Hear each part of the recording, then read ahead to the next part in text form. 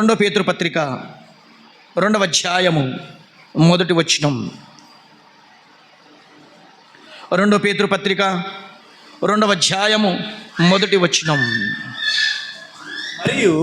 మరియు అబద్ధ ప్రవక్తలు ప్రజలలో ఉండిరి. గమనించండి, క్రీస్తు విరోధి అంటే ఎవరో తెలుసా?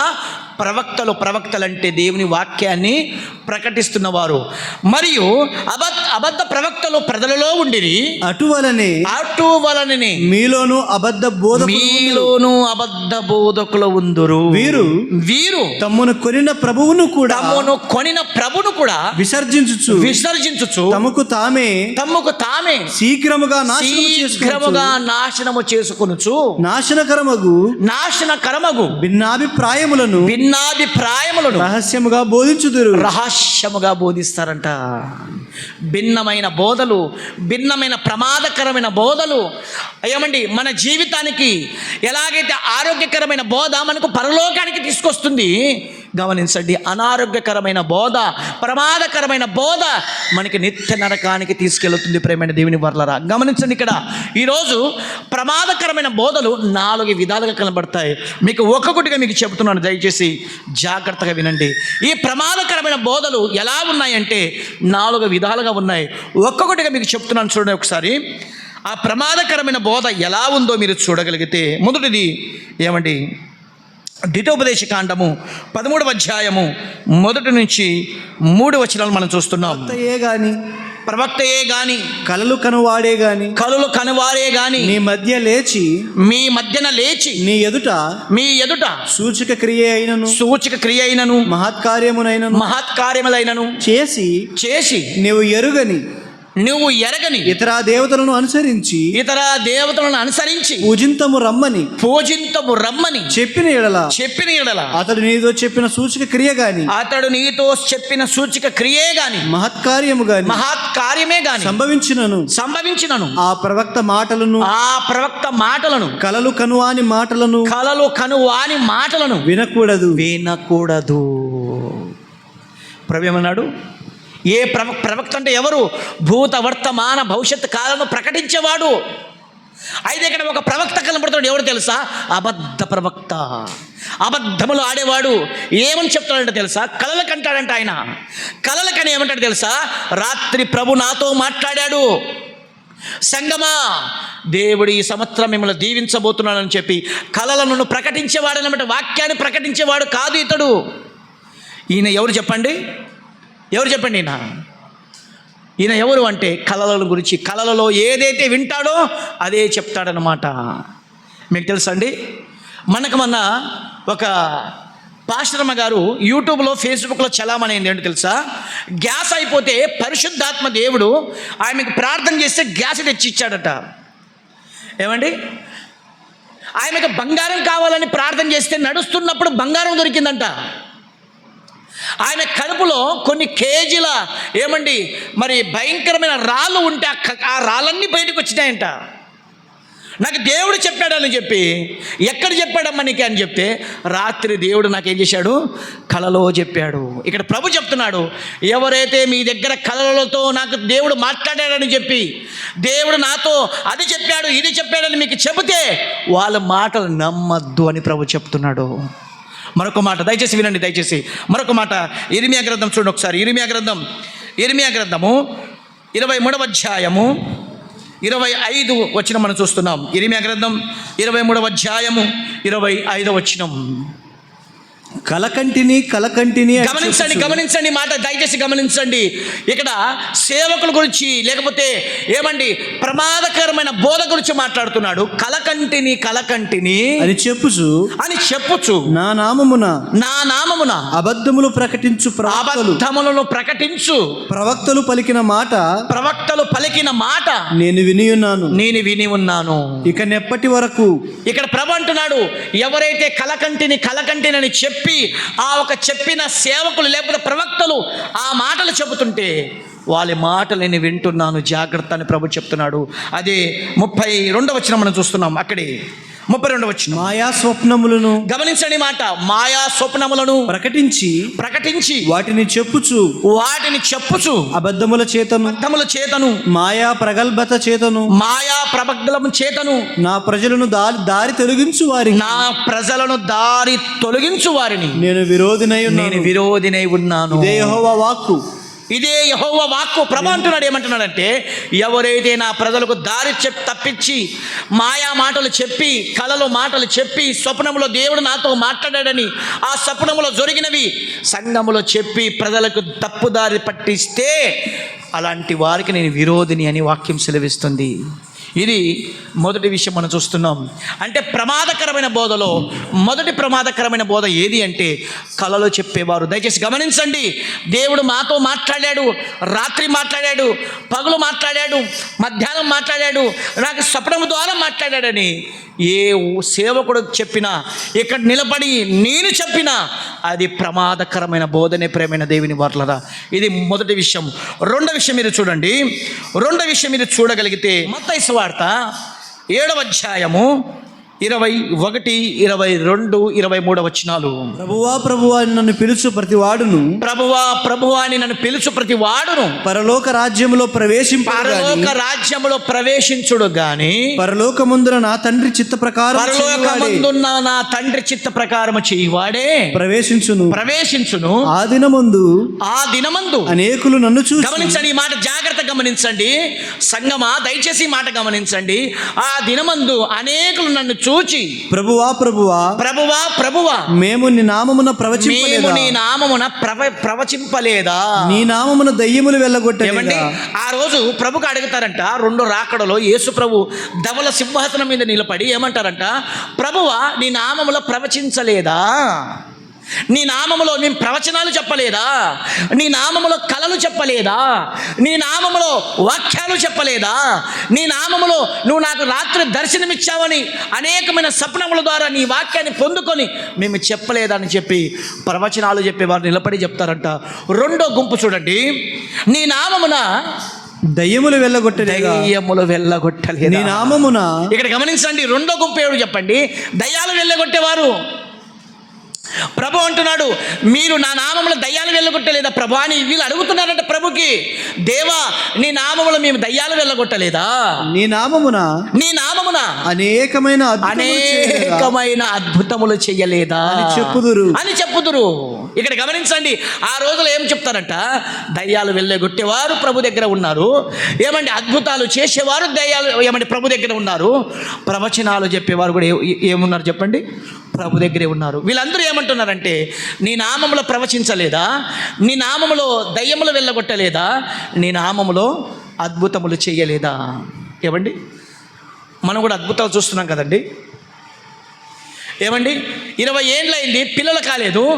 దేవుడు ఏమండి ఒక అరటి పండు తింటే నాకు పిల్లలు అయ్యారు, నాకు క్యాన్సర్ వ్యాధి వచ్చింది, ఇదిగో అది ఆ పండు తింటే లేకపోతే ఆ నూనె వేసుకుంటే నాకు స్వస్థ కలిగింది, క్యాన్సర్ వ్యాధి వచ్చింది బాగైంది, టీబీ వ్యాధి అయింది బాగైంది. నేను బాగా అవుతుందని నేను చెప్పను ప్రియులారా, బాగు కాదని నేను చెప్పను. దేవుడు బాగు చేస్తాడు, స్వస్థపరుస్తాడు, అద్భుతాలు చేస్తాడు. అయితే గమనించండి, ప్రమాదకరమైన బోధలో ఇదే ముఖ్యంగా పెట్టుకొని దేవుని సువార్త గడ్డకు పెట్టేసి, దేవుని రక్షణను గడ్డకు పెట్టేసి ఎక్కువగా ఇదే ప్రకటిస్తున్న వారు ఎంతమంది లేరు చెప్పండి. మీరు నా నామములో ఏమంటే వాళ్ళు చెబుతున్నారు, మీరు నా నామములో మీరు ఆ ప్రవచనాలు చేశారు, మీరు నా నామములో అద్భుతాలు చేశారు, మీరు నా నామములో దయ్యములు వెళ్ళగొట్టారు. ప్రభు కింద మాట చెప్తున్నాడు, అప్పుడు నేను మిమ్మల్ని మిమ్మల్ని ఎరగను, అక్రమము చేయువారులారా నా యొద్దకు పోండి వారితో చెప్పుదును. ప్రభు ఏమంటున్నాడు, అక్రమం చేశారు మీరు. ఏమంటే స్వస్థలు పరచడం అక్రమమా, అద్భుతాలు చేయడం అక్రమమా, దయ్యాలు వెళ్ళగొట్టడం అక్రమమా? ప్రభు చెప్తున్నాడు అక్రమం. ఎందుకంటే ఆరోగ్యకరమైన బోధలో సువార్త ఉంది, ఆరోగ్యకరమైన బోధలో శిలువ సువార్త ఉంది, ఆరోగ్యకరమైన బోధలో రక్షణ ఉంది, ఆరోగ్యకరమైన బోధలో శ్రమ ఉంది, ఆరోగ్యకరమైన హింస ఉంది, బాధ ఉంది. ప్రమాదకరమైన బోధలో అద్భుతాలు ఉన్నాయి, ప్రమాదకరమైన బోధలో ఏమంటే దయ్యాలు వెళ్ళిపోతాయని నమ్మకాలు ఉన్నాయి. ప్రమాదకరమైన బోధలో ప్రవచనాలు ఉన్నాయి. ఏమండి ఈరోజు చూడండి, చాలామంది అమ్మా నువ్వు ఎందుకు నమ్మావు ప్రభుని అంటే, అయ్యా నా కొరకు సిలువలో యేసయ్య మరణించాడు కాబట్టి నా విశ్వాసం నా యేసయ్యను బట్టి అని ఎంతమంది చెప్తారు చెప్పండి ఈ మాట? చాలామంది మీరు అనేక ప్రాంతాలు మీరు వెళ్ళి చూడండి, వాళ్ళు చెబుతున్న మాట ఏంటంటే, నాకు రోగం పోయింది, నాకు అద్భుతం జరిగింది, మా ఇంట్లో మరి మా అమ్మకు లేకపోతే మా అత్తకు దయ్యం పడితే అది వెళ్ళిపోయింది కాబట్టి మేము ప్రభుని నమ్ముకున్నాం. ప్రభు చెప్తున్నాడు ఏంటో తెలుసా? అక్రమం చేయవారులారా నా యొద్ద నుండి పోండి. ఇది ప్రమాదకరమైన బోధ అని ప్రభు చెప్తున్నాడు. ఇది రెండో విషయం. మూడో విషయం మీరు చూడండి దయచేసి. మూడో విషయం మీరు చూడగలిగితే ప్రేమైన దేవుని వారలారా, ఒకసారి 2 తిమోతి పత్రిక 4వ అధ్యాయము 3-4 వచనాలు మనం చూస్తున్నాం. ఎందుకనగా జనులు హితబోధను సహింపక. గమనించండి, హితబోధ అంటే అర్థం ఏంటో తెలుసా? ఆరోగ్యకరమైన బోధ అని అర్థం. జనులు హితబోధను, ఆరోగ్యకరమైన బోధను సహింపక దురద చెవులు గలవారై తమ స్వకీయ దురాశలకు అనుకూలమైన బోధకులను తమ కొరకు పోగు చేసుకొని సత్యమునకు చెవినియక. సత్యమయందు అంటే ఏమంటే ఆరోగ్యకరమైన బోధ యందు చెవియక కల్పనా కథల వైపుకు తిరుగు కాలము వచ్చి ఉన్నది. ఇక్కడ గమనించండి. మూడోది ఏంటంటే ప్రియులారా, జనులు ఏం చేస్తారంట? హితబోధను, ఆరోగ్యకరమైన బోధ వైపు వెళ్ళకుండగా కథల వైపు వెళతారంట. ఆరోగ్యకరమైన బోధ విడిచిపెట్టి కల్పనా కథల వైపు వెళతారంట జనులు. కథలు చెప్తే చాలా ఇష్టపడతారు జనులు. వాక్యం గడ్డకు పెట్టేసి కథలు చెప్తే జనులు బాగా వింటారు. ఏమండి మనం చూడండి, ఎప్పుడైనా కథలు చెప్పారు వచ్చారనుకోండి, వాక్యములో యేసయ్య వాక్యం గడ్డకు పెట్టేసి కథలు చెప్పారనుకోండి, ఆ కథలో కొద్దిగా జోకులు చెప్పారనుకోండి, మనందరూ కూడా హుషారు వచ్చేస్తామన్నమాట. అంటే మనకి వాక్యం ఇష్టం ఉండదు. వాక్యం వింటుంటే నిద్ర వస్తుంది. వాక్యం వింటుంటే అంతగా నచ్చదు. మనకి ఎక్కువగా ఏమి ఇష్టం ఉంటుందంటే కథలు చెప్తే మనకు చాలా ఇష్టం. మనము ఆ కథలలో ఏమంటే వింటున్నప్పుడు ఏమంటే కొన్ని కథలలో కొన్ని జోక్స్ చెప్తుంటే, కామెడీ చేస్తుంటే అది మనం చాలా ఇష్టపడుతుంటాం. అయితే ఇక్కడ గమనించండి, జనులంట హితబోధన సహింపక ఏమండి దురద చెవులు గలవారై ఏంటట కల్పనా కథల వైపు తిరుగు కాలము వచ్చి ఉన్నది అని. ఏమండి ఇక్కడ గమనించండి, భిన్నమైన బోధలు, ఆ బోధలలో కల్పనా కథలు ఉన్నాయని వాక్యం సెలవిస్తుంది. ఏమండి ఈ రోజుల్లో చాలామంది వాక్యానికి చెవియరు. ఏమంటే కల్పనా కథల వైపు తన మనసు ఉంచుతున్నారని దేవుని వాక్యం సెలవిస్తుంది. ఏమండి ఇది మరొక మాట మీరు చూడగలిగితే 2 పేతురు పత్రిక 1వ అధ్యాయము 16వ వచనం. ఏలయనగా చమత్కారముగా కల్పించిన కథలను అనుసరించి మన ప్రభు అయిన యేసుక్రీస్తు యొక్క శక్తిని ఆయన రాకడను మేము మీకు తెలుపలేదు గాని ఆయన మహాత్య కార్యమును మేము కనులారా చూచిన వారమును తెలిపితిమి. ఇక్కడ గమనించండి, మీకు కల్పనా కథలు మీకు చెప్పలేదు. యేసుక్రీస్తు మహాకృపను, ఆయన శక్తిని మీకు చెప్పితేమి అని అక్కడ గ్రంథకర్త చెప్తున్నాడు. ప్రేమైన దేవుని వార్తలు ఇక్కడ గమనించండి, కల్పనా కథలు ఎంత ప్రమాదకరమైనవో దేవుని వాక్యం సెలవిస్తుంది. ఏమండి ఇది చాలా ప్రమాదకరమైనది. ఏమంటే ఈ రోజుల్లో చాలామంది ఏమంటే వాక్యాన్ని వినకుండగా, వాక్యాన్ని స్వీకరించకుండగా ఎక్కువగా జనులు కథల వైపే మనసు పెడుతున్నారు. సార్ వాక్యం చెప్తారు సార్, కొద్దిగా ఎవరికి నిద్ర రాకుండా 2 జోకులు చెప్తే బాగుంటుంది సార్, కొద్దిగా నక్కుంటూ ఉంటారు అందరూ. కొద్దిగా నిద్ర రాకుండా కొద్దిగా కథ చెప్తే బాగుంటుంది సార్, అలాగే కథలోకి వెళ్ళిపోతాం. కొద్దిగా ఇంట్రెస్ట్ వస్తుంది వాక్యం వినడానికి. ఏమండి వాక్యం అంటే జనులకు ఇష్టం లేదు. ఏమంటే జనులకి ఏమి ఇష్టం అంటే అద్భుతాలు అంటే ఇష్టం.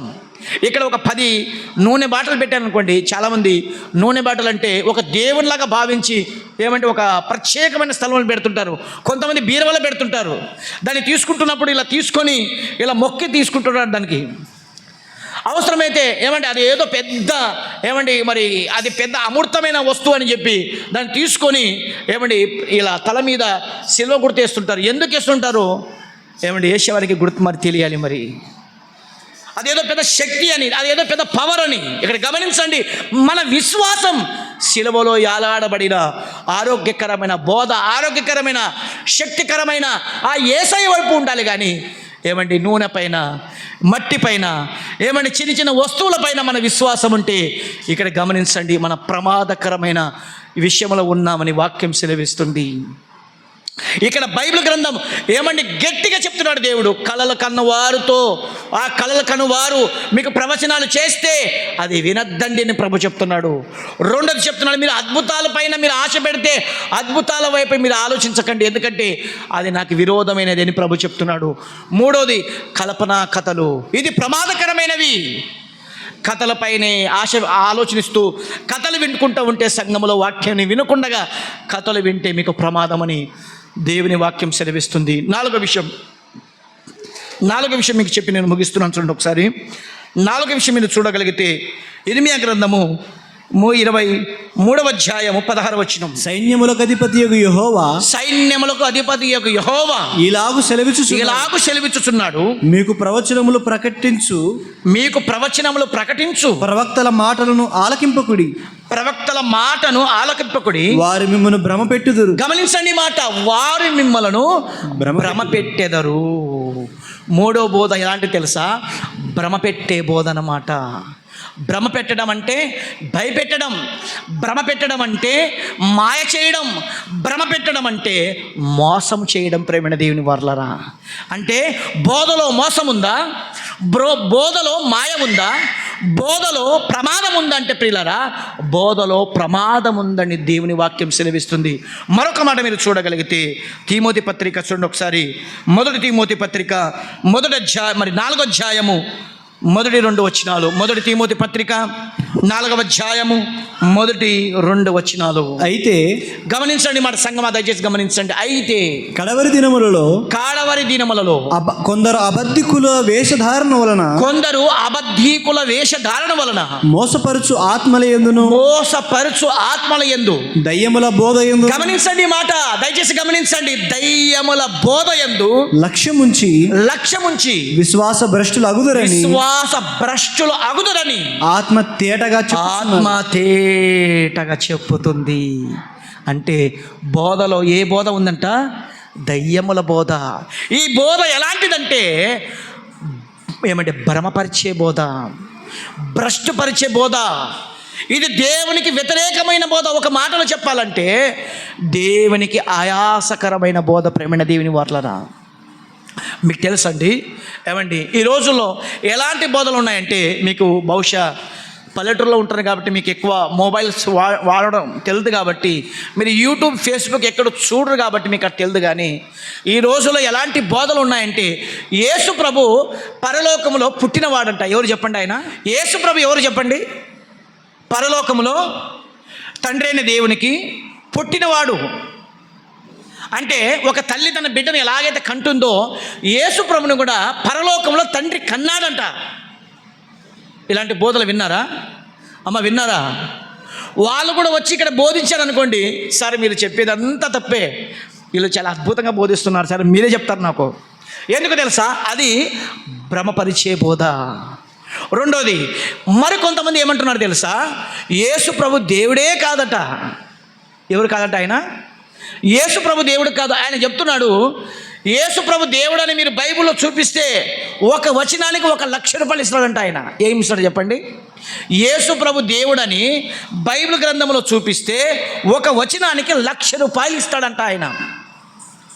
ఇలాంటి బోధలు, ప్రమాదకరమైన బోధలు, భిన్నమైన బోధలు, ఒక మాటలు చెప్పాలంటే దయ్యపు బోధలు మన చుట్టుపక్కల ప్రాంతాలలో తిరుగుతూనే ఉన్నాయి. ప్రేమైన దేవుని వారలారా, ఇది ఏమండి సంఘానికి ఏమండి ప్రమాదకరమైన బోధ. ఇది సార్వత్రిక సంఘానికి ఇది ప్రమాదకరమైన బోధ. ఇది దేవుని రాజ్యానికి ఆటంకపరిచే బోధ. ఏమండి ఆరోగ్యకరమైన బోధలో సిలువ ఉంది, ఆరోగ్యకరమైన బోధలో యేసు రక్తం ఉంది, ఆరోగ్యకరమైన బోధలో సువార్త ఉంది, ఆరోగ్యకరమైన బోధలో శ్రమ ఉంది, ఆరోగ్యకరమైన బోధలో బాధ ఉంది, ఆరోగ్యకరమైన బోధలో హింస ఉంది, ఆరోగ్యకరమైన బోధలో ఏమండి శిష్యులు, విశ్వాసులు, ప్రజలు క్రీస్తు కొరకు బలియాగమయ్యారు. అయితే ఇక్కడ గమనించండి, ప్రమాదకరమైన బోధలో కళలు కనబడుతున్నాయి, ప్రమాదకరమైన బోధల్లో అద్భుతాలు కనబడుతున్నాయి, ప్రమాదకరమైన బోధలలో కథలు కనబడుతున్నాయి, ప్రమాదకరమైన బోధలలో భ్రమపరిచే బోధలు కనబడుతున్నాయి. ఈ బోధలు ఎక్కడ విన్నా ఎక్కడ కనబడినా దాన్ని నమ్మద్దు అని వాక్యం సెలవిస్తుంది. కాబట్టి ఎవరైనా దేవుడు మరి ఈ విధంగా అద్భుతాలు చేస్తాడని చెప్పి కొంతమంది పెద్ద పెద్ద సిలువలు తీసుకొని తిరుగుతుంటారు. కొంతమంది మరి గుడ్ ఫ్రైడే వస్తున్నప్పుడు 40 రోజులు యేసుప్రభు మాల వేసుకుంటుంటారు. గడ్డం పెంచుకుంటూ మరి కాళ్ళలో చెప్పులు లేకుండా తిరుగుతుంటారు. వాళ్ళు చెప్తుంటారు మేమే వాక్యానుసారమైన విశ్వాసులం అని. ఇది ఎలాంటి తెలుసా? ప్రమాదకరమైన బోధ. కొంతమంది పెద్ద పెద్ద సేవకులు సమాధుల దగ్గర వెళ్ళి టెంకాయలు కొడుతుంటారు, కవ్వొత్తులు అంటిస్తుంటారు, వాళ్ళ దగ్గర వెళ్ళి కన్నీళ్ళు కారుస్తుంటారు, వాళ్ళే దేవుడు అన్నట్టుగా మోకరించి ప్రార్థిస్తుంటారు. ఇది ప్రమాదకరమైన బోధ అని వాక్యం సెలవిస్తుంది. వాక్యాన్ని బట్టి వ్యక్తిని అభిమానించాలి కానీ వ్యక్తిని కంటే వాక్యం కంటే వ్యక్తిని ఎక్కువగా అభిమానించకూడదు. వాక్యానుసారంగా ఉన్న వ్యక్తి, వాక్యానుసారంగా ఉన్న విశ్వాసి, వాక్యానుసారంగా ఉన్న సేవకుని అభిమానించాలి కానీ వాక్యానికి భిన్నంగా ఉన్న విశ్వాసి కావచ్చు, వాక్యానికి భిన్నంగా ఉన్న సేవకుడు కావచ్చు, ఎవరైనా కావచ్చు, వాక్యానికి వ్యతిరేకంగా ఉన్న వ్యక్తికి బైబిల్ చెప్తుంది వాళ్ళకి వందనాలు కూడా పెట్టద్దు అని ప్రభు చెప్తున్నాడు. కాబట్టి ప్రియులారా, మన చుట్టుపక్కల ప్రాంతంలో ప్రమాదకరమైన బోధలు ఉన్నాయి, జాగ్రత్త. ఆనాడు పక్షి చూడండి, పావురం చూడండి, ఆరోగ్యకరమైన మరి శ్రేష్టమైన ఆహారమును భుజిస్తుంది.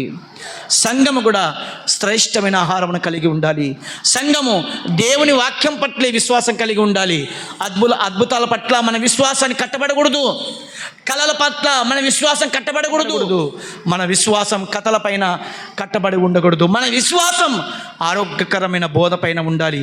మన విశ్వాసం యేసయ్య శిలువ రక్తము పట్ల మన విశ్వాసం కలిగి ఉండాలి. మన విశ్వాసం యేసయ్య మన అందరి కోసం ప్రాణం పెట్టాడు కదా, ఆయన పట్ల మన విశ్వాసం కలిగి ఉండాలి. అంతేగాని అది కాకుండా కళల పైన వాక్యాలను వివరించే వాళ్ళు, అద్భుతాలు చేసి వాక్యాలు చెప్పేవారు, వాక్యాన్ని కథల పైన కట్టేవారు, వాక్యాన్ని భ్రమపరిచే వారి మాటలు దయచేసి ఆలకించవద్దు అని మీకు మనవి చేయి. అలాంటి వారు ఎవరు కనబడినా, ఎంత పెద్దవాడు కనబడినా మీరు వింటున్న బోధలో ఒక ప్రమాదకరమైన బోధ వచ్చిందని మీకు తెలియదు. దాని పట్ల మనం జాగ్రత్త లేకపోతే మనం నిత్య జీవానికి పోకుండా నిలబడిపోతాం. ప్రేమైన దేవుని వారలారా, అది ఏంటి అంటే ప్రమాదకరమైన బోధ. ఇది ఎవరు గుర్తించలేరు. వాక్యం పట్ల వాక్యాన్ని తెలిసిన వారికే అది గుర్తించగలరు. వాక్యం పైన ఆసక్తి గల వారే గుర్తించగలరు. అందరికీ అర్థం కాదు అది. అలా నేను చేసింటే మీకు బాగుండేది. ప్రియులారా గమనించండి, ఇలాంటి కళలు కనేవారు ఎంతోమంది మన చుట్టుపక్కల ప్రాంతాలలో ఉన్నారు. జాగ్రత్త. అద్భుతాలు చేసేవారు ఎంతోమంది ఉన్నారు. జాగ్రత్త. పెద్దోడైనా మనం ఏం చేస్తామంటే పెద్దోడిని చూస్తాం. పెద్దగా ఉండే వాళ్ళకి పెద్దగా లక్షల మంది వచ్చేవారికి వాళ్ళకి చూస్తాం మనము. 1,00,000 మంది ఉన్నవారు, పెద్దగా ఉన్నవారు, పెద్దగా మరి గొంతులో పెద్ద పెద్ద సిలువలు వేసుకున్నవారు, పెద్ద నిలబట్టి ఎంగ్ చేసుకున్న వాళ్ళు, వీళ్ళు గొప్పలు అనుకుంటాం మనము. దేవుని వాక్యం సెలవిస్తుంది, గొప్పోడైనా చిన్నోడైనా ఎంతటి వాడైనా వాక్యానుసారంగా లేకపోతే చెప్పండి, అది ప్రమాదకరమైన బోధ అని వాక్యం సెలవిస్తుంది.